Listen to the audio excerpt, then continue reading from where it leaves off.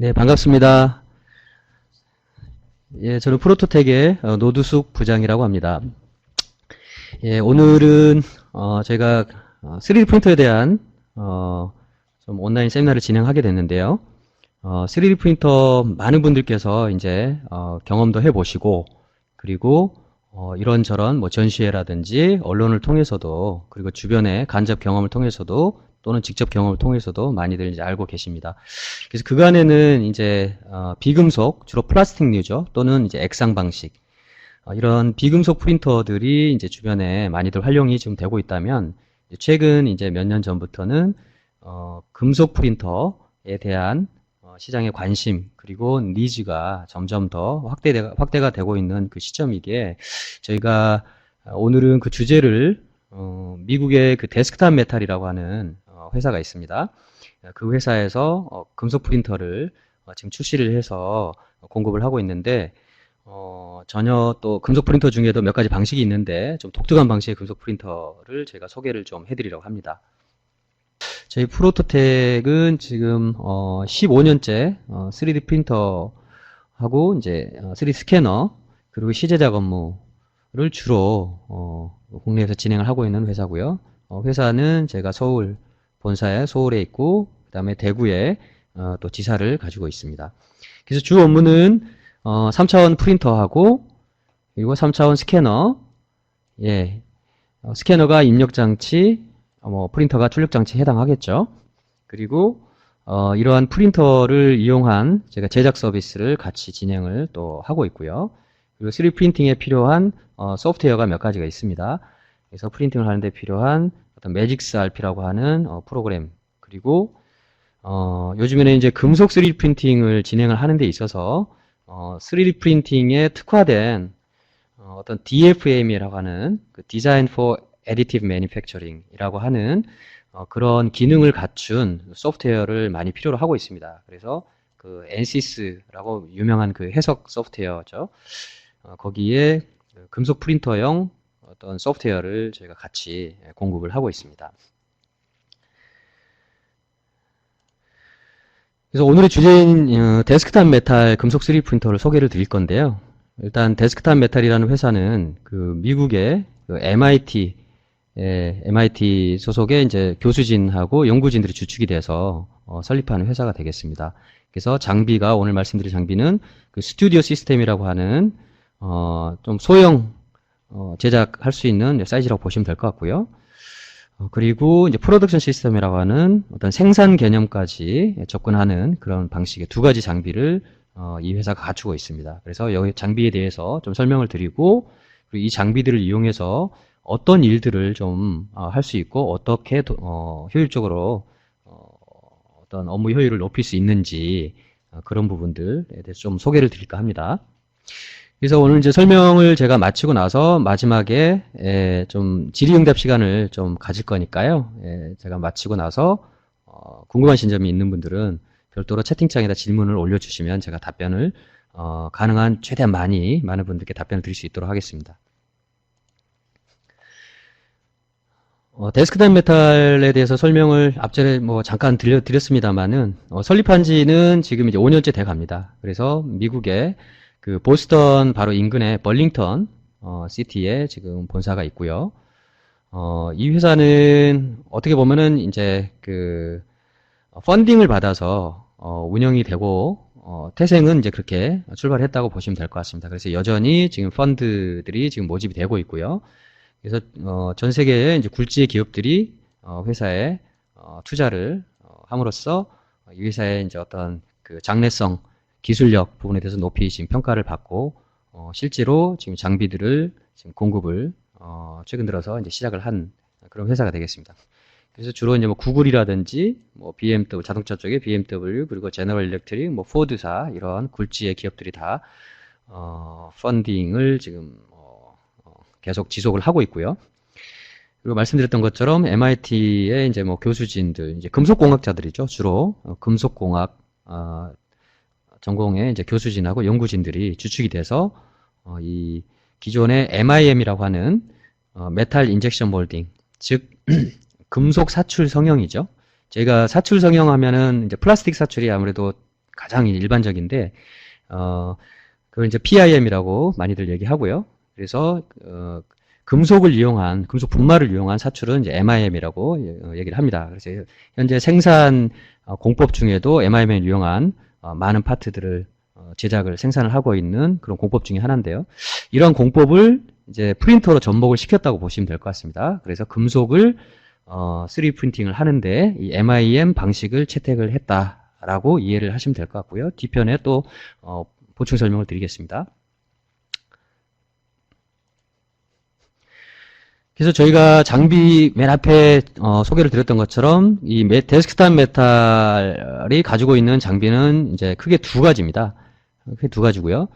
그 중에 이제 첫 번째가 이제 스튜디오 시스템, 정확하게는 이제 스튜디오 시스템 장비가 최근에 한번 업그레이드 되면서 플러스로 해서 트레이드 마크가 되어 있는데요. 스튜디오 시스템 플러스 장비하고 나중에 이제 후반부에 드릴 이제 프로덕션 시스템 두 가지 장비를 갖추고 있습니다. 그래서 말 그대로 스튜디오 시스템은 그 중에서 어떤 스튜디오, 즉 사무실 안에서 금속을 출력할 수 있는 그런 개념의 장비라고 보시면 되겠습니다. 그래서 친사무실 환경의 금속 3D 프린터 시스템이다 라고 이해를 하시면 좋을 것 같고요. 네, 여기 사진에서 이제 보시는 것처럼 이 시스템이 구성이 크게 세 개로 이루어져 있습니다. 그래서 이 가운데 부분, 여기 보이시는 얘가 이제 프린터고요. 예, 출력을 담당하는 장치입니다. 그래서 적층을 합니다. 이렇게 FDM 방식이라고 이제 그 비금속 프린터 중에 FDM 방식이라도 많이들 아시죠? 예, 필라멘트를 이렇게 끌어당겨서 녹여서 적층하는 어떻게 보면은 그 FDM 방식과 유사한 그런 방식이라고 보시면 될 것 같고요. 단 이제 성분이 이제 금속을 물론 그 내부에 이제 왁스라든가 뭐 플라스틱 입자 이런 바인더들이 섞여 있는 그 봉제를 투입을 하게 되는데 그를 왁스를 녹이면서 적층을 하는 그런 장치가 되겠습니다. 그 다음에 적층이 이루어지고 나면은 이 왼쪽 옆에 있는 이 디바인더, 바인더를 제거해주는 어떻게 보면 접착제 부분에 해당하는 그 바인더죠. 그 바인더를 제거해주는 디바인더 장치가 있고요. 그 다음에 가장 덩치가 큰 이 왼쪽에 마지막에 퍼니스, 우리가 이제 소결로죠. 소결로에 집어넣어서 최종적으로 금속의 물성치를 갖는 어떤 파트를 제작을 하게 됩니다. 이렇게 세 장치가 한 세트로 이루어져 있습니다. 그래서 각각의 이제 그 장치에 대해서 좀 설명을 드릴 건데 여기 지금 영상이 부분이 있는데 사실 저희가 이 온라인 세미나를 하면서 이게 영상 부분이 화질이 조금 아직 좋지가 못해가지고 아쉽게도 제가 바로 영상을 좀 디스플레이는 시켜드리기 좀 어려울 것 같고요. 이후에 제가 요청을 하시는 분들은 이 소개 자료, 오늘 발표한 이 자료를 배포를 저희가 좀 해드리려고 합니다. 그래서 이 부분에 대해서 위에 링크되어 있는 링크를 갖다가 클릭을 하시면 동영상을 플레이를 해보실 수 있을 것 같습니다. 그래서 이 스튜디오 시스템은 말씀드렸던 것처럼 사무실 안에서 금속을 제작을 하는 시스템이고요. 주요 관점에서 보면은 물론 금속 프린터가 이런 방식만 있는 건 아닙니다. 상당히 이제 많이 이제 알려진 그런 금속 프린터인데요. 그 금속 프린터들이 그 파우더, 여러분들이 이제 많이 알고 계시는 금속 프린터가 금속 분말을 이렇게 한 겹 한 겹 깔면서 레이저로 소결을 하고 또 그 위층을 또 깔고 소결하고 그걸 반복을 하면서 3차원으로 저용을 해가는 그 방식들이 먼저 시장에 지금 나와 있는 거고요. 그간에 나와 있었던 건데 그 프린터에 이제 약간의 좀 불편한 사항들이 좀 있습니다. 운영을 하다 보면 그 부분을 지금 이번에 말씀드리게 되는 그 데스크탑 메탈 장비는 그 부분을 좀 더 편리하게 그리고 부대 설비를 최소화해서 사용할 수 있도록 구성을 했다라고 이해를 해주시면 될 것 같습니다. 그래서 그 몇 가지 이제 특징을 갖다가 말씀을 드리면은 첫 번째는 이제 파우더 환경에 노출이 되지 않는다라는 거죠. 금속 분말. 금속 분말을 이제 결국은 사람이 호흡하게 되면은 그 몸 안으로 들어가면 안 되기 때문에 그런 위험성들이 약간 있는 게 사실이었는데 그런 부분들을 이 메탈 봉제화했기 때문에 이제 분말이 날리지 않는 그런 환경이 되는 거죠. 그래서 사무실에서 근무하시는 바로 옆에다가 이 프린터를 설치해 놓고 사용을 하실 수가 있고요. 그 다음에 이제 이 방식은 지금 레이저를 사용하지 않습니다. 그래서 열을 이용해서 노즐에서 열을 가해서 왁스를 녹이고 그거를 디바인딩하고 소결로에다가 집어넣어서 자동으로 마지막에 소결 작업을 하기 때문에 사용자가 레이저에 노출이 될 그런 환경은 아니고요. 그 다음에 이제 보호 마스크 역시 앞에 말씀드렸던 어떤 유해 파우더를 방지하기 위해서 기존에 금속 분말을 이용하는 방식은 이제 보호 장비들을 보통 착용을 하게 됩니다. 하지만 데스크탑 메탈 장비는 이제 그 부분이 이제 필요가 없다 말씀드리고요. 그 다음에 추가 부대 설비 뭐 이 부분은 금속 프린터를 이제 그 분말 타입 같은 경우에는 분말을 이용한 방식은 아쉽게도 이 서포트라는 게 생깁니다. 지지대가 같은 금속으로 해가지고 기둥들이 이렇게 밑에 매달리게 되죠. 근데 그 부분을 나중에 이제 별도로 제거를 하는 그 후 공정 작업이 좀 필요합니다. 후 가공, 후 공정 작업이 필요한데 그런 부분에 있어서 어떤 추가적인 부대 설비가 필요 없다. 이유는 조금 이따 더 부연 설명을 드릴 텐데 왜 필요 없는지는 이따가 설명을 드리면은 좀 더 이해가 되실 것 같습니다. 결국에는 사람 손으로 그냥 툭 건드리면은 그러한 서포트 부분에 해당하는 것을 제거를 하실 수가 있습니다. 그래서 또 하나는 이제 환기 시스템 부분들 역시 그 금속 분말이라든가 이런 부분에 있어가지고 노출되는 환경이 아니기 때문에 마지막에 어떤 뒷공정에 있어서 어떤 디바인더하고 신터링 하는 부분에 있어서 약간의 이제 환기만 시켜주는 정도의 어떤 환경이라면은 사용하시는데 문제가 없으실 것 같고요. 그리고 서포트 절단에 공구 장치가 필요 없다. 이 부분이 바로 위에 얘기 드렸던 그 서포트를 손으로 떼낼 수 있게 이렇게 만들어진 방식이기 때문에 그렇습니다. 예, 이 스튜디오 시스템을 저희가 방식으로는 저희가 자체적으로 BMD 방식이라고 부릅니다. BMD. 뭐 FDM 방식, 폴리젯 방식, 뭐 SLA 방식, SLS 방식, 3D 프린터 굉장히 여러 가지 방식들이 많죠.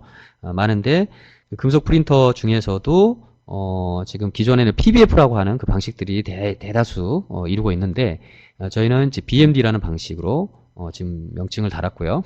그래서 바운드 메탈 디포지션.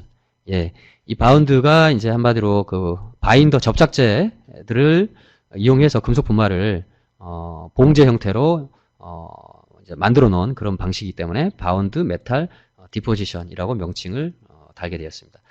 그래서 이 방식은 기존에 앞에서 말씀드렸던 것처럼 기존의 생산 방식 중에 하나인 그 금속 사출 성형 민 방식이라고 이렇게 많이들 얘기하죠. MIM 방식을 프린터에다가 접목을 시켰다라고 보시면 될 것 같습니다.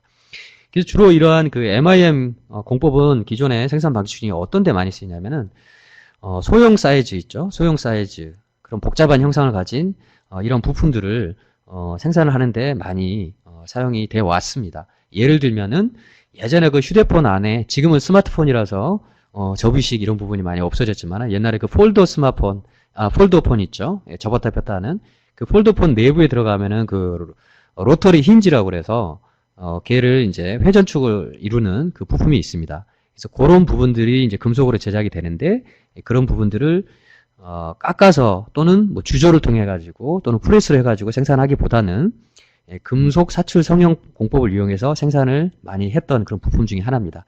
그리고 어떤 브라켓류라든지 그다음 그 외에 이제 다양한 힌지들 뭐 이런 부분들 제작하는 데 많이 쓰고 있고 심지어는 베어링 쪽 제작하고 하는데도 이 MIM 공법을 이용해서 생산도 하죠.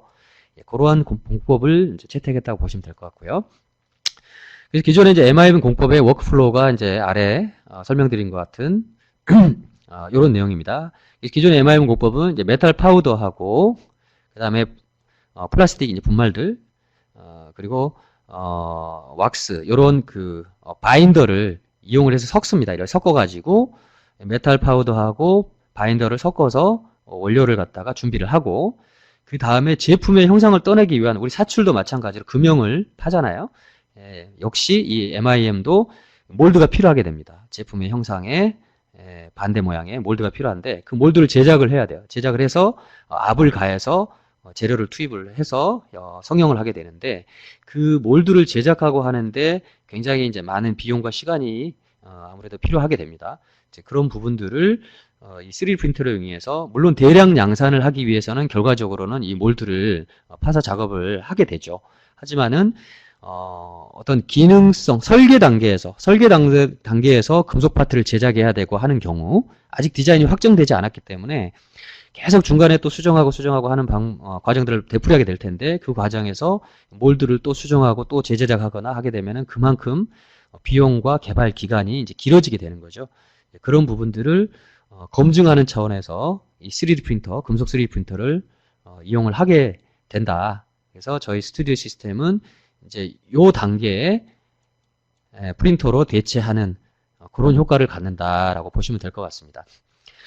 그래서 프린터로 일단 첫 번째 공정을 처리를 하게 되면은요, 그 다음에 이제 일반 MIM 공법의 이제 두 번째 단계가 이 몰드를 이용해서 성형을 하고, 그 다음에 두 번째 탈지를 하게 됩니다. 예, 디바인딩. 그래서 여기서 이제 화학적으로 탈지를 하게 되죠. 그래서 뭐 솔벤트 같은 그 화학약품에 이 파트들을 담궈서 여기에 있는 왁스들, 이 안에 있던 그 바인더 부분들이죠. 바인더 부분들을 녹여내게 됩니다. 녹여내고 결과적으로 이제 메탈만 남아야 되기 때문에요. 그 다음에 이제 이 탈지 공정이 끝나고 나면 실제로 MIM 공정에서도 이 소결로 안에 똑같이 집어넣습니다. 이렇게 집어넣어서 여기서 고열을 가해서 마치 그 도자기로 퍼니스에서 도자기를 굽듯이 천도가 넘어가는, 일반적으로 천도가 넘어가는 온도에서 소결을 하게 되죠. 그래서 그 신터링 과정을 통해서 성형을 하는 그런 공법이 되겠고요. 그래서 이 기존의 이 MIM 생산 공법으로 지금 사진에 보시는 여러 가지 이런 파트들을 생산을 해내고 있습니다. 그 중에 보면 아까 말씀드렸던 이 베어링 부분이라든지, 그 다음에 뭐 창문의 뭐 손잡이 부분이라든지 여러 가지 파트들을 제작을 하게 되고요. 아까 얘기 드렸던 그 핸드폰에 들어가는 로터리 힌지, 뭐 예를 들면 이런 비슷한 형상에 해당한다고 볼 수가 있습니다. 그런 파트들을 제작하는 데 사용을 하고 있습니다. 이제 스튜디오 시스템의 그 MI 공법을 채택했다는 스튜디오 시스템의 플로우는 어떻게 되는지 한번 보겠습니다. 일단은 당연히 3D 프린터, 모든 3D 프린터는 3차원 모델링 파일이 있어야 되겠죠. 예, 설계 파일을 가지고 프린팅을 진행을 하게 되는데요. 그래서 프린터를 통해서 출력을 한 형상이 지금 이번에 두 번째 보이시는 그 사진과 같은 형상입니다. 그리고 그 뒷 공정은 기존의 MIM 공법과 거의 흡사하다고 보시면 될 것 같습니다. 대신에 뒷 공정에 이제 두 번째 이 탈지에 해당하는 탈지 장치가 아까 처음에 장비가 저희가 3개의 설비로 이루어지고 있다고 했던 그 디바인더에 해당되는 장치에 집어넣어서 탈지를 하게 되고요. 마지막으로 제가 세 번째에 있던 그 소결로 퍼니스 안에다가 파트를 집어넣어서 고온에서 이걸 소결을 하게 됩니다. 그래서 소결이 끝나고 나면 이 서포트를 손으로 뗄 수 있는 상태가 이게 됩니다. 서포트하고 그 모델 부분하고 이제 좀 구분이 되거든요. 그래서 손으로 뭐 별도로 이렇게 절단 작업이나 이런 거 없이도 손으로 서포트를 툭 건드리면 빠지는 정도, 그 정도 상태로 해가지고 쉽게 파트를 조형을 할 수 있게 됩니다. 그래서 이제 여러분들이 이런 파트를 이제 사용을 할 수가 있게 되는 거고요.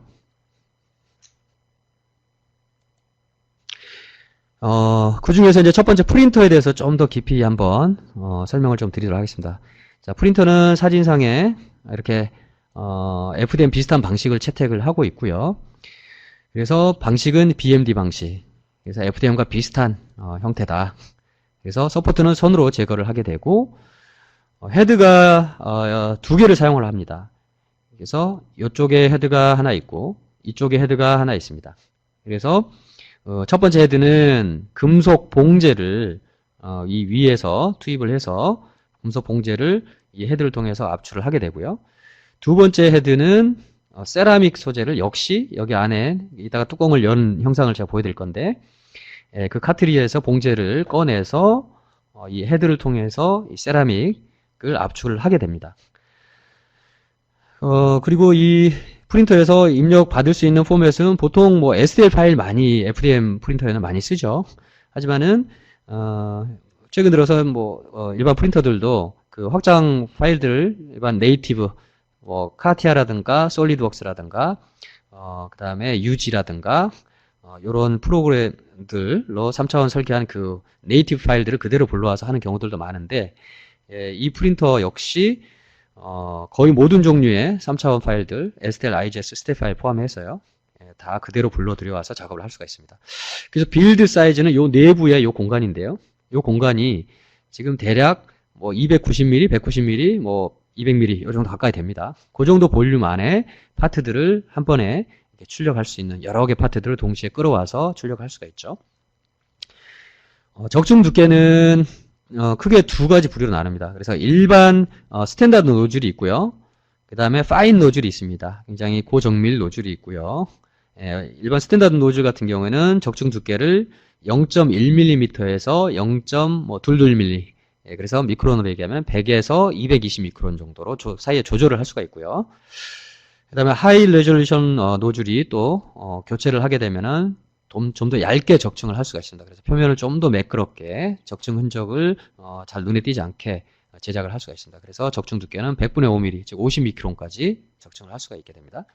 그 제작 속도는 시간당 최대 한 16cc 정도까지 토출을 하게 되고요.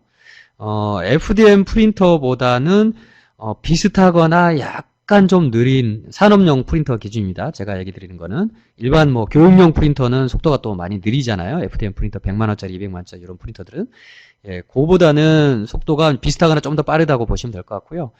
그 다음에 이제 고성능 이제 산업용 FDM 프린터들은 또 그보다는 훨씬 속도가 두세 배 뭐 일반적으로 빠르기 때문에 그보다는 속도가 약간 좀 느린 정도 된다고 보시면 될 것 같습니다. 그래서 프린터의 구조는 아까 앞에서 먼저 설명을 드렸던 것처럼 헤드가 1번 헤드, 2번 헤드에서 첫 번째 헤드에서 금속 재료를 압출하고 두 번째 재료에서 세라믹 재질을 이제 압출을 하게 되어 있습니다. 그래서 이 방식으로 해가지고 성형을 하게 되고요. 장치 사이즈는 지금 그렇게 크지가 않습니다. 되게 금속 3D 프린터는 굉장히 설비가 좀 크죠. 굉장히 커서 그거를 사무실에 아까 얘기 드렸다시피 파우더, 금속 파우더에 노출이 될 수 있는 위험성들이 있기 때문에 사무 공간에다가 금속 3D 프린터를 옆에다 두고 운영을 하기는 어렵습니다. 하지만 저희 스튜디오 시스템은 그 프린터는 일단은 사무실 바로 책상 옆에다 두고 설치를 해서 사용을 할 수가 있습니다. 그래서 높이는 대략 한 95cm 정도 되고요. 사이즈가 82, 50cm 대략 이 정도 사이즈입니다. 그래서 무게는 대략 한 100kg 좀 더 되는 정도 무게가 됩니다.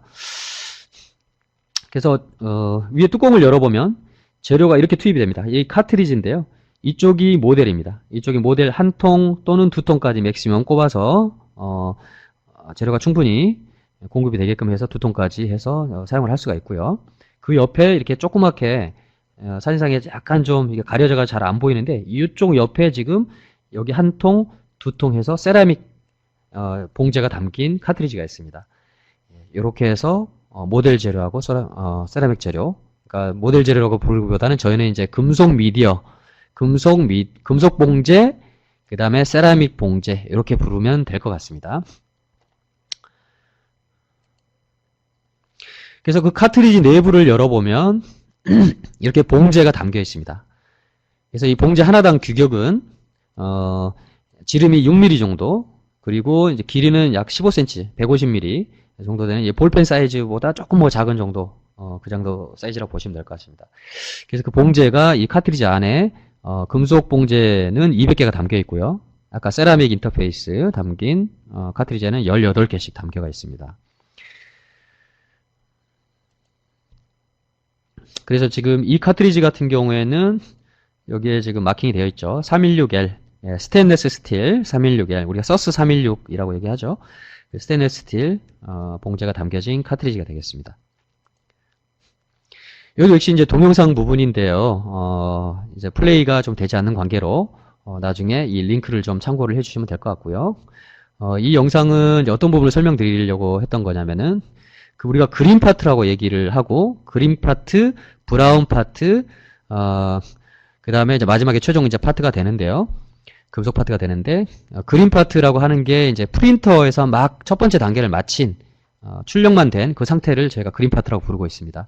그래서 이 그린 파트 부분을 사상 작업을 좀 할 필요가 있습니다. 때에 따라서는. 그래서 이제 이 적층 여기 보시면은 사진상에 이렇게 보시면 약간 표면이 약간 좀 거친 부분들이 좀 눈에 보이시죠? 이런 부분들이 약간 눈에 보이실 텐데 실제로 이제 이렇게 쌓여간 겁니다. 이렇게 쌓여간 건데 Z축 위쪽으로 쌓여간 건데 그 부분을 결과적으로는 마지막에 이걸 그대로 이제 쓰고 하는데 좀 미관적으로 내지는 치수 부분에 있어서 좀 보완이 필요할 수가 있기 때문에 특히 이제 미관의 표면 조도를 개선하고 할 때는 작업이 신터링까지 완전히 완료가 된 다음에 후 가공이나 후 처리를 통해 가지고 표면 조도를 개선할 수도 있지만 그 단계가 아니라 이 프린터가 막 프린팅을 끝낸 1단계를 마친 상태에서 사포로 이렇게 손으로 좀 문질러 주게 되면 얘가 지금 진흙처럼 지금 올려진 그런 상태입니다. 그래서 이렇게 손으로 꾹 눌러보면 얘가 좀 패이는 정도, 진흙처럼 살짝 패여요. 지금 얘가 그 정도 상태이기 때문에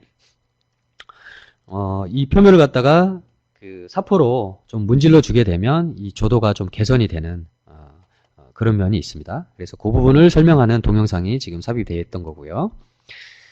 첫 번째 프린터 장치 다음에 두 번째 디바인더, 탈지 장치라고 하는 장비에 대해서 지금 설명을 좀 드리겠습니다. 그래서 이 탈지 장치는 아까 1차적으로 프린팅을 하게 되면 그 내부는 금속 파우더와 그 다음에 왁스, 파라핀이라고 얘기하죠. 파라핀 왁스, 그리고 플라스틱 분말들이 섞여 있는 상태입니다. 지금 섞여 있는 상태가 그대로 적층이 되어 있는 거거든요. 그래서 최종적으로는 이 메탈만 남아야 되기 때문에 이 왁스 부분, 이런 부분들은 중간에 제거를 해줘야 됩니다.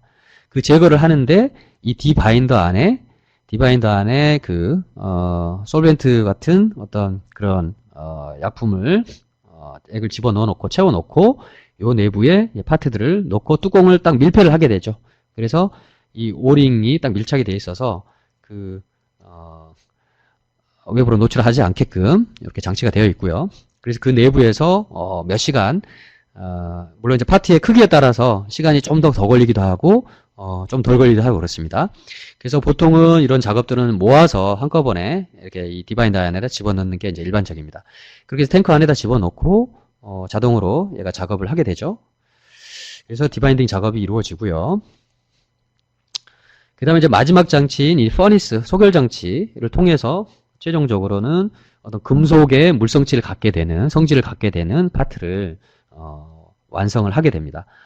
그래서 소결 장치는 지금 문이 닫혀 있을 때는 뭐 형상이 이렇고 이제 뚜껑을 열면 사람 키보다 좀 더 큰 대략 2m 좀 더 되는 정도의 높이를 갖게 됩니다.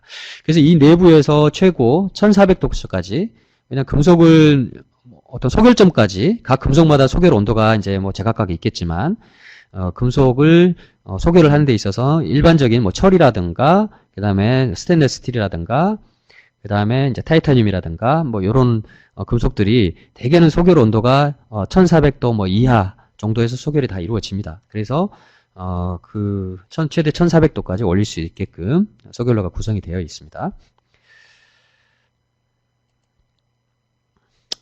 그래서 역시 여기는 이제 디스플레이하는 터치 스크린 부분이고요. 그래서 이런 과정들이 이제 클라우드 인터넷을 통해서 프린터하고 디바인더하고 이런 퍼니스가 다 인터넷을 통해서 기본적으로 작동이 되게끔 돼 있고요. 굳이 이제 인터넷 연결이 이제 곤란한 환경에서는 별도로 소프트웨어를 이제 인터넷 버전이 아닌 그 일반 버전으로 해가지고 소프트웨어를 설치해서 사용할 수 있게끔 이렇게 되어 있습니다. 그리고 재료 부분에 있어서는 지금 현재 아랫부분에 제가 설명을 해놓은 것처럼 지금 현재는 이후에 이제 재료들이 계속 추가적으로 지금 론칭이 지금 이루어지는데 지금 일단은 먼저 제가 스테인리스 강 위주로 해가지고 지금 먼저 론칭이 되어 있고요. 그래서 그 스테인리스 스틸이 이제 두 종이 있는데 그 중에서 하나가 17.4pH라고 얘기하는 우리가 뭐 스테인리스 스틸 뭐 서스 630으로도 얘기하죠. 그 17.4pH 그리고 가장 많이 이제 쓰이기도 하는 그 스테인리스 316 서스 316L 소재 요 두 개의 봉제가 지금 준비가 되어 있고요. 그 다음에 지금 올해 내로 이제 연이어서 추가 재료들이 론칭이 될 건데요. 그 중에 하나가 그 SCM 소재, 그 크롬 올리브된 스틸이 되겠죠. 이 SCM 소재도 굉장히 다양한데 그 중에서 이제 440에 해당하는 SM440 소재. 뭐 다른 규격마다 이제 나라마다 좀 부르는 게 다릅니다. 몇 가지 규격들이 전 세계적으로 있기 때문에. 그래서 이제 AISI 규격으로는 이제 4140이라고도 부르죠.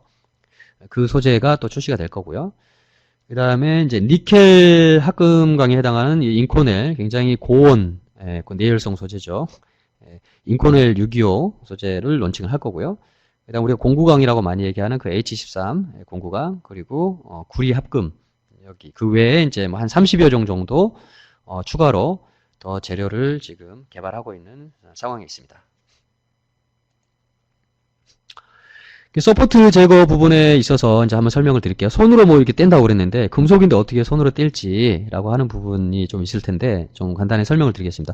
여기 이게 사진에서 이렇게 보시면 프린팅을 하면 중간에 이렇게 약간 그 희끗희끗한 부분들이 좀 보이실 겁니다. 사진상에서 저 희끗희끗한 부분들이 아까 처음에 설명드렸던 그 세라믹 소재, 세라믹 소재가 이 경계층에 지금 적층이 되게 됩니다. 그래서 이 세라믹 소재를 중간에 경계층을 형성을 해줌으로써 요런 지금 제가 표시하는 노란색으로 표시해주는 요런 부분들이 다 이제 원치는 않지만 서포트로 형성이 됐던 부분들입니다. 그래서 이런 서포트로 형성이 됐던 부분들은 결국에는 이제 제거가 돼야 되기 때문에 그거를 잘라내는 것보다는 손으로 간단하게 떼낼 수 있도록 이 경계를 세라믹으로 그래서 적층을 하게 됩니다. 적층을 한 다음에 마지막에 최종적으로 신터링을 거치게 되면, 퍼니스를 통해서 신터링 과정을 거치게 되면, 이 세라믹하고, 그 금속층하고, 이제 이게 분리가 되거든요. 그 세라믹은 가루처럼 부서지게 돼서, 결과적으로는 이게 손으로 쉽게 떼낼 수 있는 상태가 되는 겁니다. 그래서 굉장히 편리하게 금속 파트를 제작할 수 있다. 이렇게 보시면 될 것 같고요. 이 부분도 이제 연이은 이제 설명인데, 참고로 왼쪽에는 제가 앞에 말씀드렸던, PBF 방식이라고 하는, 그 금속 분말을 레이저를 이용해서 소결하는 그 프린터가 가장 많이 지금 일반적으로 쓰여왔죠. 금속 프린터 중에서도. 근데 그런 부분, 그 장비 같은 경우는 되게, 밑에 이렇게 서포트들이 기둥처럼 이렇게 매달리게 됩니다. 매달리게 되는데, 여기는 이 위에 필요했던 그 모델 재료도 금속이고, 아래쪽도 금속이고, 중간에 경계층이 없어요. 경계층이 없다 보니까, 이거를 마지막에 제거하는데 방법도 결국에는 이제 어떤 기계적인 방법으로 잘라내서 제거하는 방법밖에 없습니다. 그래서 그런 부분들이 요 라인 따라 쭉 자르고 하려고 하다 보면 약간 이제 불편할 수가 있다. 반면에 이 스튜디오 시스템 같은 경우는 아까 설명드렸던 것처럼 경계층에 세라믹을 적층을 함으로써 마지막 신터링을 통해 가지고 이 부분을 손으로 이제 쉽게 건드려서 제거를 할 수가 있다. 그런 차이점이 있다고 보시면 될 것 같습니다. 그리고 이 부분은 이제 뭐 소프트웨어로 다 통제되는 이제 뭐 결국은 아까 말씀드렸던 클라우드 기반으로 해서 우선적으로 사용을 하기도 하고요. 그 다음에 클라우드 버전 또는 그냥 일반 그 장치에다가 직접 설치해서 운영 소프트웨어를 사용해서 하는 그런 경우도 있게 됩니다. 그리고 파일들은 말씀드렸다시피 일반적인 3D 파일들을 다 받아서 운영을 할 수가 있게 되고요. 제작물의 이제 특징은 이 상태는 되게 FDM 프린터로 산업용 FDM 프린터로 출력한 그 정도의 표면 상태를 갖게 됩니다. 그래서 얘가 얘도 마찬가지고요. 프린터로 출력한 어떤 금속 파트가 되고요. 그리고 이제 이 기존의 이제 왼쪽은 기존의 그 줌을 캐스팅을 이용해서 제작한 동일한 영상을 제작한 어떤 파트의 형상이 되겠습니다. 그래서 여기도 이제 나중에 PPT를 보시면 자료를 보시면은 여기에 지금 스크류하고 윙넛을 조립해 놓은 건데 얘 지금 스크류하고 윙넛이 이제 타고 나사선을 타고 뺑뺑을 돌아가는 아마 영상을 보실 수가 있을 겁니다. 그래서 그 정도 어떤 품질을 갖게 된다라고 보시면 될 것 같고요. 사용 재료에 대해서 이제 좀 몇 가지 설명을 드리겠습니다. 대표적으로 앞에 말씀드렸던 1714pH는 금속 프린터는 사실은 금속의 어떤 그 특징들이 있죠. 각각 금속마다. 그리고 산업용으로 사용되는 금속의 가지수는 어마어마하게 많죠. 여러분들 많이들 산업 현장에 쓰시는데 뭐 어떤 회사는 서스 중에서도 뭐 303을 쓰는 데가 있고 어떤 고객은 304를 쓰기도 하고 어떤 데는 316, 뭐 630, 그 외에도 뭐 엄청나게 많은 스테인리스 스틸 종류만 하더라도 많은데요. 그 모든 재료를 갖다가 이 3D 프린터에서 다 채택을 해서 이제 사용을 하려고 하다 보면 그 장비 구성하는데 이제 끝이 없겠죠. 그러다 보니까 물론 모든 재료를 다 쓰게 할 수 있으면 좋은데 우선적으로 순차적으로 대표적인 가장 많이 쓰일 수 있는 그런 소재들을 이용해서 먼저 론칭을 했다고 보시면 될 것 같습니다. 그래서 그 중에 하나가 1714PH인데요. 얘는 지금 630으로도, 서스 630으로도 부르기는 하고, 그리고 이제 강도가 굉장히 이제 좋죠. 이제 단단하고, 가공성이 좋고, 그래서, 어떤 절삭 가공 장비에 투입을 해서 가공도 굉장히 뭐 질기거나 뭐 그런 것보다는 가공이 잘 되는 그런 특성을 갖죠. 그리고 내식성을 좀 갖추고 있고요. 그리고, 스테인리스 스틸 316 소재는, 스테인리스 스틸이라는 게 이제 녹이 슬지 않는 재료잖아요.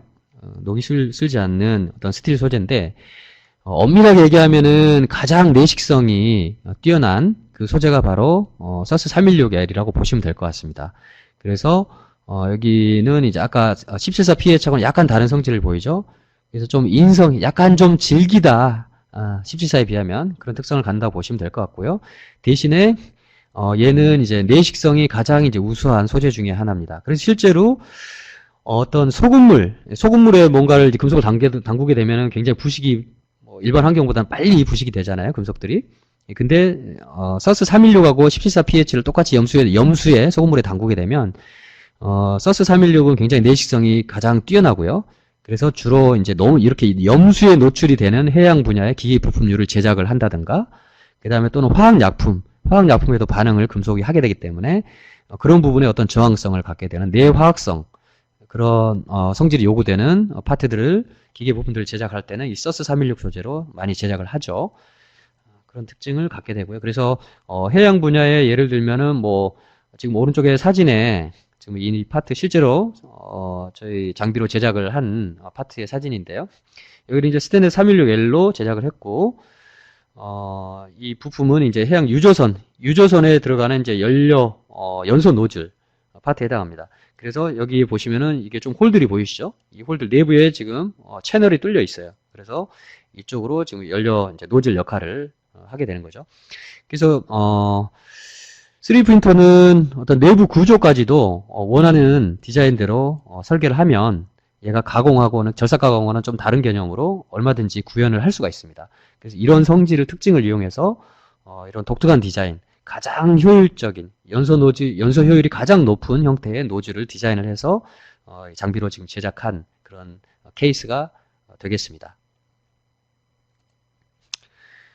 그리고 이제 스테인리스 스틸과는 좀 다른, 우리가 가장 많이 또 쓰는 소재 중에 하나인 크롬 몰리브덴 합금강이죠. 그래서 SCM 이 소재로 우리가 명칭을 하는데, 이 크롬 몰리브덴 합금강 중에서도 440 소재가 있습니다. 그래서 앞에 얘기했다시피 다른 명칭으로는 우리가 AISI 규격으로는 4140이라고도 부르는, 여기에는 이제 합금의 그 탄소가 굉장히 그렇게 많이 함유되어 있지는 않다고 보시면 되고요. 그래서 요 합금의 어떤 하드니스하고 강도가 굉장히 높습니다. 그래서 고경도, 고강도 소재. 그리고 비강도가 굉장히 이제 좋다. 이제 부모를 밀도로 보고 분자를 어떤 인장 강도라든가 이런 강도로 봤을 때 그게 이제 가벼우면서도 강도가 좋다. 그러면 비강도가 굉장히 이제 큰 값을 나타내게 되죠. 그래서 이런 비강도 값이 금속 중에서 상당히 좋은 스틸 합금에 해당하겠습니다. 또 하나는 많이 쓰는 소재가 H13 공구강 툴 스틸이죠. 그래서 말 그대로 이제 공구를 만들어내기 위한 이제 금속이어야 되기 때문에 그만큼 마모가 안 돼야 되겠죠. 공구를 깎아내는데 얘가 마모가 돼버리면 안 되니까. 공구를 만들어야 되니까 그 공구 자체가 뭔가 절삭 가공에 사용되는 어떤 툴이기 때문에 그 공구가 마모에 굉장히 강해야 됩니다. 그래서 내마모성, 그리고 단단해야 되겠죠. 높은 경도가 필요하고요. 그리고 절삭 가공을 하다 보면은 공구가 금속 소재하고 절삭 가공 중에 굉장히 고열이 발생하겠죠. 그래서 고온에도 뭐 변형이 없어야 될 거고, 고온 강도가 필요할 거고, 내열성이 필요하겠죠. 깨지거나 하는 것도 좀 방지가 돼야 되기 때문에. 그래서 H13 툴스틸도 이제 저희 장비에서 사용을 하기 위해서 제가 하반기에 출시하려고 준비를 하고 있고요. 그 다음에 또 하나는 이제 니켈 합금에 해당하는 그 인코넬 625, 좀 굉장히 고급 소재죠. 그래서 인코렐 625 소재도 고온에서의 굉장히 강도가 좋습니다. 그래서 또 내식성도 좋고 내산화성도 좋고 이런 소재도 추가적으로 론칭을 할 계획입니다. 그리고 또 하나는 이제 구리 합금. 동은 열 전도도가 굉장히 좋죠. 그리고 전기 전도성이 좋고 그런 목적으로 해서 동 합금도 쓸 수 있도록 제가 한참 준비를 하고 있습니다. 이런 주요 소재들 그리고 그 외에 30여 가지 또 계속 지금 개발을 진행하고 있습니다. 그래서 이런 장비를 설명을 좀 드렸고요. 그 다음에 이 장비를 이용해서 그러면은 뭘 할 건지 어느 분야에 좀 우리가 쓰면 좋을지에 대한 항상 고민을 하게 됩니다. 그래서 주요 활용할 수 있는 분야에 대해서 좀 정리를 드리겠습니다. 첫 번째는 우리가 시제품 3D 프린터 하면 시제품 이렇게 떠올리시죠? 하지만 그 비금속 3D 프린터 같은 경우는 대개 디자인 체크, 형상 확인용의 목적으로 많이 쓰입니다. 대개는 물론 지그 픽스처도 요즘에는 플라스틱으로 해가지고 많이 3D 프린터를 이용해서 제작을 해서 쓰기도 하고 하지만 어떤 큰 힘이 걸리거나 높은 고열에 노출이 돼야 되는 그런 실제 환경, 실제 양산, 금속 양산 부품이 처하게 되는 그런 환경의 테스트를 위해서는 금속을 이용해서 시제작도 해야 될 필요가 있겠죠. 그런 그 기능성 시제품을 제작을 하는데 이 프린터를 사용을 할 수가 있을 것 같고요. 그리고 두 번째는 지그하고 픽스처. 역시 지그 픽스처도 어떤 제품을 받치는 밑에 가공을 하기 위해서 잡아준다든지 이런 보조 역할을 하는 지그 장치들 이런 부분들을 이제 제작을 하는데 역시 여기도 비금속 프린터 플라스틱을 이용해서 제작도 합니다만은 거기는 아무래도 이제 비금속이다 보니까 큰 힘과 고열에 견디기 이제 어려운 경우들이 많이 있습니다. 그래서 실제 금속을 이용해서 강한 파트들을 제작을 해야 될 경우에는 이런 지그 픽스에도 제작에 활용이 될 수가 있고요. 그 다음에 세 번째가 좀 이제 재밌는 케이스죠.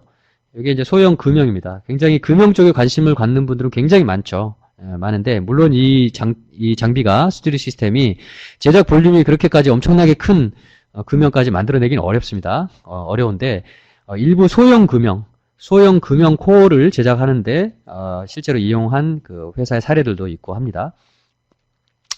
그래서 금형 코어를 제작을 한다라는 거는 그 내부에 어떤 사출물들, 플라스틱 사출물들을 찍어내기 위한, 생산하기 위한 이 금형 코어를 제작하는 데는 굉장히 많은 노력과 시간이 들어가죠. 그런 부분들. 그리고 또, 냉각 채널을, 이제 사출을 이제 아시는 분들 많이 아시겠지만은, 결국에는 그 안에 이제 플라스틱을 녹여서 여기 안에 쏟아 부어야 되는데, 거기서 녹이면서, 성형을 하게 되는데, 그러면 이제 빨리 식혀야 되잖아요. 냉각을 시켜야 되는데, 결국은 이 금형코 안에 내부에 이 물이 흘러서 빠질 수 있도록, 빨리 식힐 수 있도록 냉각, 채널들을 가공을 하게 됩니다. 가공을 하게 되는데, 기존에 이제 금형 가공을 하다 보면 이 냉각 채널을 결국은 드릴로 뚫거나, 여러 가지 방식으로 해가지고, 이 홀들을, 채널들을, 뚫어야 되는데, 뚫다 보면 아무래도 이게 직선 형태가 될 수밖에 없죠. 근데 그러다 보면은 이 파트 내부에 들어가는 어떤 캐비티 부분, 그 부분은 형상이 복잡한데 직선으로 이렇게 냉각 채널을 뚫다 보면은 어떤 부분은 이 냉각 채널하고 가까운 부분, 그리고 어떤 부분은 멀어진 부분, 이런 부분들이 존재를 하게 됩니다. 일정하지가 않죠. 냉각 채널과의 그 간격이. 그러다 보면 이 냉각 과정에서 냉각이 일정하게 이루어지질 않습니다. 일정하게 이루어지지 못하다 보니까 어떤 변형도 발생을 하게 될 거고, 그리고 냉각을 하는 데 있어서 시간도 좀 더 많이 걸릴 거고. 그래서 항상 고민을 하는 게 이 내부의 파트에 가장 근접해가지고 이 주변을 냉각 채널이 좀 일정한 간격으로 감싸서 냉각 채널을 뚫을 수만 있다면 물이 그 주변을 냉각수가 흘러서 가장 빨리 그리고 변형이 없이 변형을 최소화해서 어떤 사출품을 뽑아낼 수 있는 그런 금형 코어를 만들어낼 수가 있습니다. 그래서 그런 부분들을 이 내부에 냉각 채널들 저희가 컨포멀한 쿨링 채널이라고 얘기하죠. 그 컨포멀 쿨링 채널을 구현을 해낼 수가 있다. 이 3D 프린터를 스튜디오 시스템을 이용해서요. 그래서 그런 부분에 있어서 굉장히 재밌는 어떤 활용 분야가 될 것 같습니다. 그래서 제작 비용하고 시간 그리고 효율성 부분들을 이 쿨링 채널의 효율성, 그래서 사출의 효율성을 극대화시킬 수 있다라고 보시면 될 것 같고요. 그리고 이제 일부 소량 생산, 아주 몇천 개, 몇만 개 이렇게 생산하는 게 아니고 몇 개에서 몇십 개 정도 생산하는 조그만 파트를 생산해야 되는 경우, 그런 경우들은 금형을 이렇게 이용해서 하기도 그렇고, 결국에는 이제 CNC 가공이나 뭐 주물로 뭐 뜨고 해야 되는, 주물도 결국에는 뭐 목형을 파든지 뭔가 작업이 필요하죠. 몰드 작업을 하든지, 사용 조절하든지, 뭐 이렇게 여러 가지 하는데, 그런 부분에 있어서 역시 비용이 발생을 하고, 또 제작 준비하는데 시간이 걸리게 됩니다. 그런 부분들은 소량 파트를 제작해야 되는 경우에 이 장비들을 이용할 수가 있겠습니다. 실제 이제 어떤 기업들의 활용 사례를 몇 가지를 소개를 좀 드리겠습니다. 예, 첫 번째는 아까 그 소형 금형 코어 쪽에 활용했던 그 미국의 이제 빌드라이트라는 회사인데요. 여기가 좀 전에 말씀드렸다시피 그런 어떤 컨포머란 냉각 채널을 설계를 해서 이 스튜디오 시스템으로 제작을 해서 어떤 사출의 시간, 한 샷당 사출 시간을 이제 굉장히 이제 줄이고, 그 다음에 사출 시에 발생할 수 있는 그 변형 부분들을 최소화해서 사출의 어떤 효율성을 높인 그런 케이스가 되겠습니다. 그래서 이제 금형 코어 같은 경우는 사실은 이게 이제 코어 밖에 또 기본 몰드가 있죠. 예, 기본 몰드가 있는데 그러면 장착을 하려면 여기 이제 반질반질하게 이제 가공이 돼야 됩니다. 근데 이 프린터에서 출력한 상태는 약간 그 적정 흔적들이 남아 있을 수밖에 없죠. 이 장비에서 그래서 프린터로 제작을 하고 그 외면을 이렇게 그라인더로 좀 갈아줍니다. 이렇게 갈아서 결국에는 이제 몰드에 장착을 할 수 있게끔 그렇게 제작을 하는 프로세스로 이용을 할 수가 있다고 보시면 되겠고요. 그래서 이제 비용 측면에서는 약 90% 절감, 이 미국 업체 같은 경우는 물론 이제 미국하고 한국하고 또 환경이 조금 다르긴 합니다. 그래서 이거는 미국의 그 고객사의 경우에는 기존에 이거를 가공을 해서 이 금형 코어를 제작했을 때보다는 90% 절감을 비용을 한 사례가 되겠고요.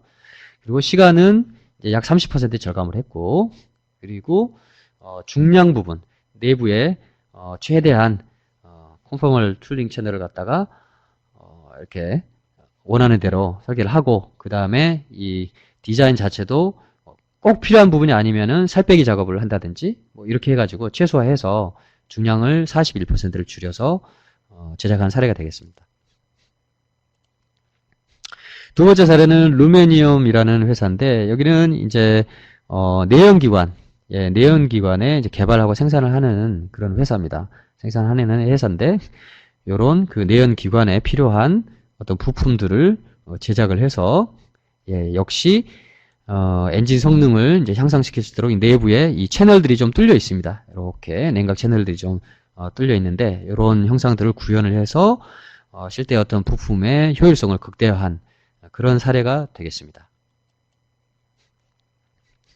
이게 이제 재밌는 사례 중에 또 하나인데요. 이건 이제 금속 로봇들이 출전을 해서 로봇들끼리 배틀을 하는 그런 어떤 대회가 있습니다. 그래서 이제 대회명이 배틀봇인데요. 배틀봇. 예, 이 대회에 이제 출전하는 이제 로봇들을 각자 이제 디자인을 해가지고 가지고 있는데, 그 대회에 딱 시간을 한 달밖에 주지 않는다고 합니다. 준비할 시간을. 그래서 한 달 동안의 단시간 내에 어떤 규정 조건에 맞게끔 해서 디자인을 해서 이 로봇끼리 이제 서로 배틀을 하게 되는 거죠. 사람들이 리모컨으로 조정을 하고 해서 이제 파이팅을 하게 됩니다. 그래서 최종적으로 이제 넉다운이 아직 저희 권투 경기처럼 상대방이 더 이상 작동을 못할 때까지, 상대 로봇이 넉다운이 될 때까지 경기를 치르게 됩니다. 그래서 실제로는 여기에 이제 무기들도 막 장착을 하게 되고요. 그래서 이 대회에 참가를 했던 그 MIT 출신의 공학자들이 이제 소블레이즈라는 이제 팀명인데요. 이 소블레이즈 팀에서 이런 배틀 로봇을 하나 만들어서 출전을 했는데, 거기에 이제 요런 부분들, 요런 부분들을 이제 프린터로 제작을 한 건데요. 자, 이 부분의 이제 역할이 뭐냐면은, 이 로봇은 지금 사진에서 보시다시피 한마디로 톱날 로봇입니다. 톱날 로봇. 상대 로봇에 여기에 이제 이 블레이드가 회전을 하게 되죠. 그래서 톱날을 장착한 블레이드인데, 회전해서 공격을 하게 되는데, 이쪽에 이제 파이팅을 하다 보면은 이 날이 잘못하면 이제 부러질 수도 있습니다. 그래서 부러질 수도 있고 하기 때문에 이 날이 이제 뒤로 튕겨져 나가면 위험하겠죠. 그래서 이 부분도 이제 방지를 해야 되고, 또 상대방의 공격, 이렇게 위에서 공격이 들어왔을 때 방어도 해야 되기 때문에 뭐 그런 역할들을 하게 되는 어떤 그 백업 백스탑이죠, 백스탑. 예, 백스탑 장치. 그거를 이제 만들어야 되는데, 그 백스탑 장치를, 디자인을 이제 한 거죠. 해서 그 부분을 이제 가공을 해가지고 하기에는 시간이 이제 많이 걸리고, 왜냐면은 디자인을 해보고, 다시 또 테스트 해보고, 또, 이게 최적이 아닌 것 같다. 그럼 다시 설계를 변경해서 또 제작을 하고, 이런 과정을 반복을 해야 되는데, 그러기에는 시간적인 여유도 부족하고, 금액도, 로스가 크기 때문에, 이 부분을, 스튜디오 시스템 이용해서 제작을 해서, 이렇게 제작해서 가운데, 금속 바를 연결을 해서, 이렇게 장착을 해서 대회에 출전을 했고요. 결과적으로는 이제 대회에 이제 우승을 했다. 최적의 디자인으로. 그래서 이제 첫 번째 경기에서 94초 만에 KO를 시켰다고 합니다. 상대를. 예, 이런 재밌는 사례가 있습니다. 그리고 이제 또 하나의 사례는 그 패덤이라고 하는 이제 또 회사가 있는데, 여기는 3D 프린터를 굉장히 많이 가지고 있습니다. 3D 프린터를 이용해서 어떤 시제작 또는 부품의 생산, 이런 부분까지 전문적으로 진행하는 회사인데요. 이 회사에서 이 스튜디오 시스템을 이용해서 단종된 폭스바겐은 87년식 뭐 미니버스를 미니버스의 이제 4기통 엔진 부품을 제작을 했다고 합니다. 이렇게 해서 10개 정도 소량 부품을 단종된 차량에 그 중에서 이제 그 부품이 형품이 있는데 그 부품을 3D 스캐너로 스캐닝을 1차적으로 하고, 그 다음에 역설계를 통해 가지고 구조를 좀 바꾸고, 그 다음에 금속 프린터로 출력을 하고, 그래서 장착을 해서 사용을 한 그런 사례가 되겠습니다. 그 다음 사례는 좀 전에 얘기 드렸던 그 컨포멀 툴링 채널, 컨포멀 쿨링 채널에 해당하는 뭐 비슷한 사례가 되겠습니다. 그래서 내부의 이 구조가 아까 설명드렸던, 아까 첫 번째 사진에 내부 구조가 안 나왔었죠. 그래서 이런 형태로 물이 지나가는, 냉각수가 지나가는 채널을 보통 금형에는 다 파게 되는데, 다 이제 직선으로 뚫을 수밖에 없었던 거죠. 이 부분을 가장 효율적으로 디자인을 해서 사용을 한 사례가 되겠고요. 또 하나 이제 재밌는 사례가 이제 앞으로 이제 좀 기대가 좀 되는, 추가적으로 활용할 수 있는 이제 분야 중에 하나라고 보여지기에 제가 이제 이 자료를 준비를 했는데, 골프 클럽들 개발을 하겠죠. 골프 뭐 아이언이라든지 퍼터라든지 이런 클럽들을 개발을 해야 되는데, 이 골프 클럽들도 다 체형에 따라서 다 자기 몸에 맞는 채를 선택을 하게 되잖아요. 근데 결국에는 그 체형에 맞는 이제 제품들도 개발을 해야 되는데, 개발을 하다 보면은 그 충격 중심 설계가 굉장히 중요합니다. 사람의 체형에 따라서 충격 중심을 어디에 두고 설계를 하느냐에 따라서 비거리도 달라지고 어떤 정확성도 달라지고 하기 때문에, 그 부분이 가장 골프 클럽 개발하는 분들은 가장 중요한 부분 중에 하나입니다. 그래서 그 충격 중심을 설계를 하고 최적 설계를 하려면 여러 번 만들어 보고 또 테스트도 해보고 해야 됩니다. 그러다 보니까 그런 그 골프 클럽들을 제작하고 하기에는 굉장히 이 스튜디오 시스템이 도움이 많이 된다. 그리고 이런 불필요한 부분들은 좀 제거를 하기가, 가공으로 이런 부분들을 이제 만들고 하기는 쉽지가 않죠. 근데 3D 프린터는 굉장히 쉽게 디자인을 해서 제작을 할 수가 있기 때문에 이런 데 이제 활용을 할 수가 있을 것으로 기대되고요. 여기까지가 이제 스튜디오 시스템에 대한 장비를 소개를 드렸고, 그 다음에 이제 두 번째가 이제 프로덕션 시스템입니다. 이건 이제 생산 장비 개념입니다. 많은 분들께서 3D 프린터, 금속 프린터를 이용해서 제품을 생산하기를 원하십니다. 예, 생산을 하기를 원하셔서 이 프린터가 이제 앞으로 또 굉장히 많은 곳에 쓰일 수 있을 거라고 보고요. 그래서 이 프린터에 대해 설명을 좀 드리겠습니다. 지금 현재는 우선 부킹한 본격 양산이라기보다는 지금 이제 베타 버전 출시 정도로 봐주시면 될 것 같고요. 그래서 지금 전 세계적으로 한 100군데 정도, 그 정도 고객들이 먼저 선 부킹을 해서 지금 장비가 이제 선적이 되기를 기다리고 있고요. 그래서 내년도까지는 지금 부킹이 다 차 있는 그런 상황이 되겠습니다. 그래서 역시 장비, 여기도 소개 영상이 있는데 이게 이제 동영상으로 좀 보여드리면 좋은데 좀 아쉽지만, 예, 클릭을 통해서 영상을 좀 확인해 주시면 좋을 것 같고요. 그래서 이 장비는 아까처럼 FDM 비슷한 그런 스튜디오 시스템과는 달리 분말을 여기에 깔고 그 위에 그 바인더 젯이라고 해서 이제 바인더, 아까 접착제에 해당하는 그 바인더들을 각각에 해당되는 영역을 이제 쭉 비처럼 뿌리면서 지나가게 됩니다. 예. 그 다음에 또 깔고 또 뿌리고, 깔고 뿌리고, 이걸 반복해서 어떤 성형을 하게 되죠. 그래서 굉장히 여러 개의 파트를 한 판에 두고 이거는 쓱 이렇게 면으로 지나가는 개념이다 보니까 속도가 굉장히 이제 빠르겠죠. 그래서 한 100배 정도 빠르다고 보시면 될 것 같고요. 그런 과정을 통해서 성형을 하고 이제 마지막에는 이제 소결, 신터링을 통해서 제품을 마찬가지로 생산을 해내게 됩니다. 그래서 이 방식을 제가 SPJ 방식이라고 부르고 있고요. 제작 사이즈는 이제 330, 330, 330 현재 장비가 그렇고 지금 그보다 더 큰 750, 330, 그 다음에 250 사이즈를 지금 추가 장비를 개발을 하고 있습니다. 그래서 이 프로덕션 시스템으로 제작을 하게 되면은 기존의 금속 프린터 그리고 기존의 어떤 가공이나 또는 캐스팅에 의한 제조, 기존 방식, 전통적인 제조 방식 대비해 가지고 어떤 그 개당 생산 단가를 어느 정도 낮출 수 있는지에 대한 그래프라고 보시면 되겠습니다. 그래서 기존의 이제 캐스팅 주조에 의한 또는 어떤 몰드를 이용하는 방식의 가공법 같은 경우에는 처음에 초기 투자 비용이 많이 들어가죠. 몰드를 떼야 되니까. 그래서 점점점 요 하얀 곡선에 해당하게 됩니다. 기존의 생산 방식은 처음에 초기 투자가 많이 들어가는데 숫자가 한 개를 만들 경우에는 굉장히 개당 제작 단가가 그래서 높을 수밖에 없죠. 그래서 그거를 뽑으려면 초기 투자 비용을 뽑으려면 굉장히 몇만 개 정도는 뽑아줘야 됩니다. 그래야지 이게 생산 단가가 이게 낮아질 거죠. 거기에 반해서 이제 금속 기존의 금속 프린터에 해당하는 PBF라든가 파우더를 이용한 방식 또는 뭐 DED라는 방식도 있죠. 이런 금속 프린터 방식에 의하면은 개당 단가는 똑같습니다. 한 개를 만드나 뭐 100개를 만드나 1000개를 만드나 뭐 완벽하게 완전히 똑같다고 보기는 어렵지만 거의 비슷한 정도. 예. 요 정도의 단가가 들어가게 되는데요. 근데 그게 단가가 굉장히 높습니다. 개당 생산 단가가 높을 수밖에 없어요. 그런데 거기에 비하면은 이 프로덕션 시스템은 이제 개당 단가가 뭐 개수에 상관없이 일정하겠지만 그 개당 단가가 굉장히 낮다. 그래서 요 두 곡선 기존의 캐스팅에 의한 또는 다른 몰드를 이용한 생산 방법과 이 프로덕션 시스템이 교차가 되는 수량이 대략 한 10,000개, 10만 개 정도 지점이라고 보시면 될 것 같고요. 그래서 그 이내, 그보다 작은 수량을 생산하는 데는 프로덕션 시스템이 좀 더 효과적일 수 있겠다라고 하는 어떤 그런 개념을 보여주는 그래프가 되겠습니다. 그래서 정리를 이제 좀 드리면은요, PBF 방식, 아까 파우더를 이용해서 레이저를, 이용해서 소개하는 방식들은 이렇게 서포트들이 아까 생기죠. 예, 그런 점들이 좀 있고 개당 생산 비용이 좀 높죠. 하지만 프로덕션 시스템은 짧은 시간에 제팅을 통해서 신터링을 통해서 대량으로 제품을 생산할 수가 있다. 그래서 생산 단가를 좀 낮게 파트를 빨리빨리 만들 수가 있다라고 보겠습니다.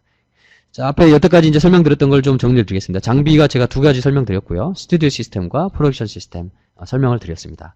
그래서 스튜디오 시스템은 어떤 기능성 시제품 그리고 아주 그 소량의 어떤 파트들, 지그 픽스처, 그다음 소량 파트, 그다음에 아주 작은 사이즈의 금형 코어 이런 부분들, 아까 골프 클럽 개발 뭐 이런 부분들 많이 설명드렸죠. 그런데 이용을 할 수가 있을 것 같고요. 그다음에 프로덕션 시스템은 조금 더 이제 기다리시면은 이제 이 장비가 좀 더 많이 이용이 활성화될 것 같고요. 그래서 굉장히 고속으로 많은 제품을 생산할 수 있는 장비다라고 보시면 되겠습니다. 예, 여기까지 제가 오늘 금속 프린터에 대해서 좀 설명을 좀 드렸고요. 오늘 제가 정해진 시간에 좀 많은 얘기를 좀 드린 것 같은데 마치고 질의응답하는 시간을 갖도록 하겠습니다. 예, 앞으로도 궁금하신 점은 뭐 연락 주시고 저희가 고객들의 많은 그 말씀들을 좀 듣는 기회가 있었으면 좋겠습니다. 참고로 저희가 이제 전시회들도 이 장비를 가지고 참가 계획이 있기 때문에요. 조만간 또 전시회에서도 킨텍스의 전시회들, 뭐 다른 전시회도 그렇고, 예, 뭐 방문해 주시면은